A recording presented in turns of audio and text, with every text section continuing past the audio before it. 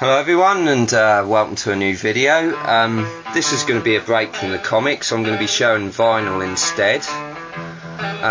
This is just a fraction of my collection. I just thought I'd show these off because I want to just show you what I'm into and that. This is going to be a very brief video. I don't want to ramble on too much, so I'll kick off now. This is a rock and roll album from 1957, as you can see. Johnny Burnett and the Rock and Roll Trio. This is a reissue. Original was originally pressed on 10-inch vinyl. It is now very rare and expensive, but I'm still very happy to have this, so yeah, great. This one is the Rolling Stones, number 2 on Decca from 1964. It's a mono copy, original pressing. Nice album.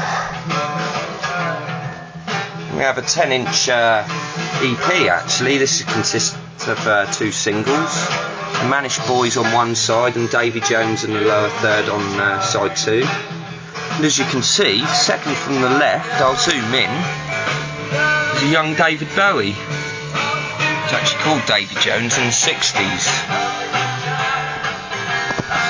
This is one of his, 2 of his early singles. Worth a fortune on original copies. You've also got the Manish Boys on the back cover. I'll just quickly show them off. There we go, there's Bowie in the middle, bottom. Yeah, very rare sought after singles they are. Tracks by the Manish Boys are called I Pity the Fool and Take My Tip, and the Davy Jones and the lower third ones are You've Got a Habit of Leaving and Baby Loves That Way. Quite a rare 10-inch itself, I think. There we go. Right, this one is Bob Dylan, Blonde on Blonde, original UK pressing from 1966. Very pleased to have this, lovely copy. Great album. And we have a compilation here of 60s garage bands from America. Really raw album. Double and all. Back from the Grave, Volume 8. Yeah, it's almost virtually every track's just wicked on it, I think.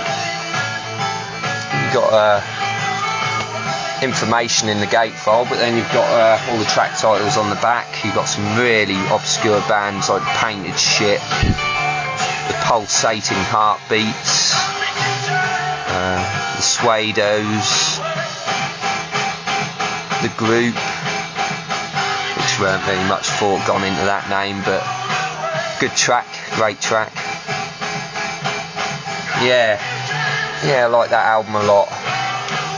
It says here, play this loud and bum out alternative or classic rock squares.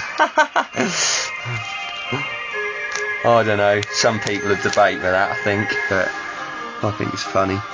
Right, this one is Pink Floyd, first album from 1967, and this is called Piper at the Gates of Dawn. This is when Syd Barrett was in the band. He was writing all the songs.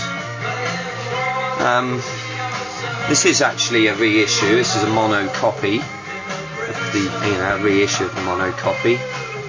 It's a very nice record actually. It's got a gatefold with it. And there's the back cover. Yeah, I like that a lot.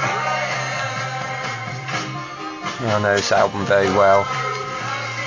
If you're into 60s psychedelic music and that, this is really recommended.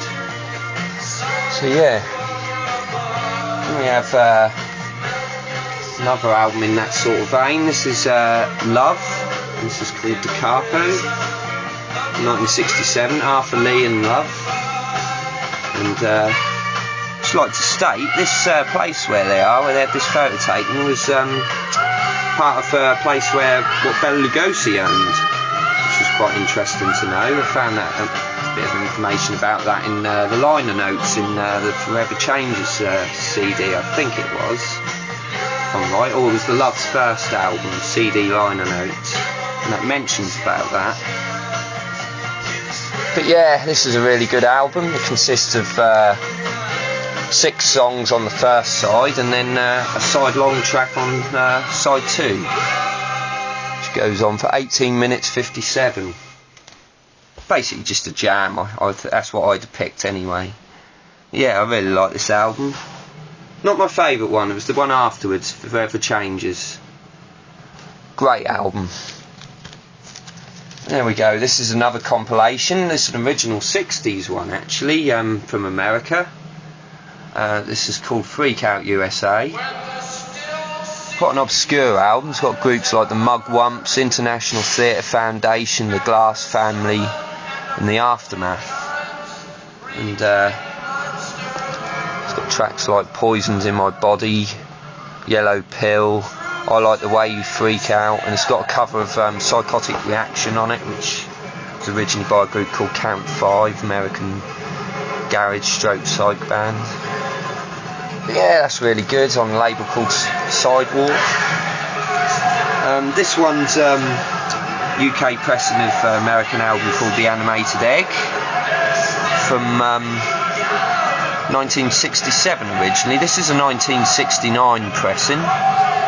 And yeah, this is really great. This is an instrumental album, if you like weird sort of tracks and that. It's got titles like I Said, She Said, Acid, and Sipping and Tripping. And you can sort of depict what they're about. There we go. Yeah, not a very long album though, very short, about 20-25 minutes. This one I'm sure a lot of people are familiar with. This is Cream, Disraeli Gears from 1967. Eric Clapton on guitar, Jack Bruce on bass, and Ginger Baker on drums. Great album. Great cover as well. Lovely colourful pictures. There's a collage of all sorts going on here. And as you can see, I'm going to zoom up on that. You can see someone familiar there with who's been coloured over. Superman, I think it is. There you are. A really good album. Probably their most classic one, I should say. It's a mono copy on Reaction, original pressing. There we go. And this is their following album, Cream Wheels of Fire from 1968. I like the cover on this one as well. There we go. I'm just going to show you the gatefold of this. This is lovely. I think I actually prefer the gatefold. So lovely. Really colourful.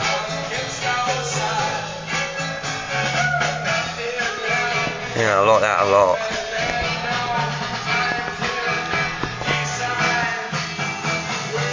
So there we go, that's Cream Wheels of Fire, original pressing from 1968, mono copy. Then we have American band here, the Jefferson Airplane. This is called After Bathing at Baxter's, from 1968 I think. If I'm right, I'm just going to have a quick look. Yeah, that is 1968. Quite a weird album. There's something I know about this. They took actually 6 months to make this album, and they were out of their heads on all sorts of substances. Saw a documentary about like 60s bands from San Francisco, and they sort of mentioning about that. But yeah, I really like this album. Just as much as their one, I think it was their one before, Surrealistic Pillow. But yeah, good stuff.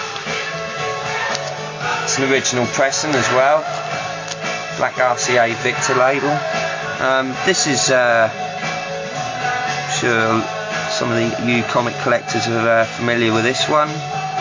Big Brother and Holding Company, Cheap Thrills from 1968. And as you can see, this is a Robert Crumb cover. There's Janis Joplin. Really cool cover. I've had this record for years now. It's an original pressing as well. Yeah, I like that a lot. Good music on it, and all very good music. I like Janis Joplin's voice. There's the back cover. So there we go, there's that one.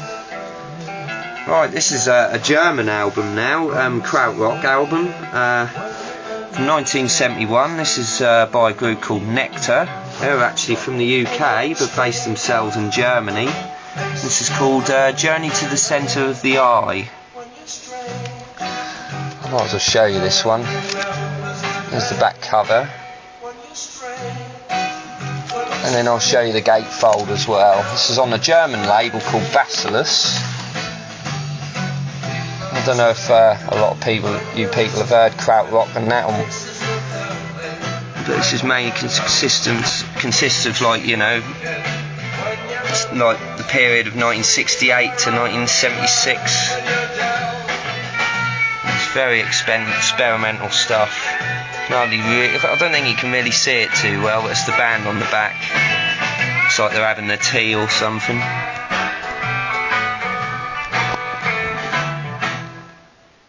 Yeah, very sort of Floydy influence, I should say. But they've got their own sound as well, Nectar. There you go, there's that one. Right, and then we've got this one. This is Hawkwind from 1975. This is Warrior on the Edge of Time. And I'm just going to stop the video because I'm going to show you the gatefold now. It's quite a surprise if you hadn't seen this. Right, I do apologise for the glare on the sleeve, but I'm going to show this off now because this looks really cool. There we go, there's the gatefold. And there we have a shield. I do apologise for the glare. And if you can see it says Chaos. I think that's a really cool record. Good album as well. There you go, and then I'm just going to pause it again and then I'll show you the front cover. There you go, there's the front cover. Oh, I think that's an amazing record. I love gimmick covers like this. Yeah, I'm going to pause the video once again. I do apologise for messing about and that, but yeah, give us a second. Right, there we go, there's that one. Right, and this is my final record. This is an 80s album by a group called Spacemen 3. This is called Playing with Fire. This is like an 80s psychedelic album. And this band actually went on to become spiritualised in the 90s. And the main member, Jason Pierce, being in both bands. Yeah, I'm happy to have all these records. I've had these for some time now. I've collected records for quite a few years. I don't really pick them up so much now, but yeah, that's everything I have to show for now. So take care everyone, and I'll see you soon. See you later.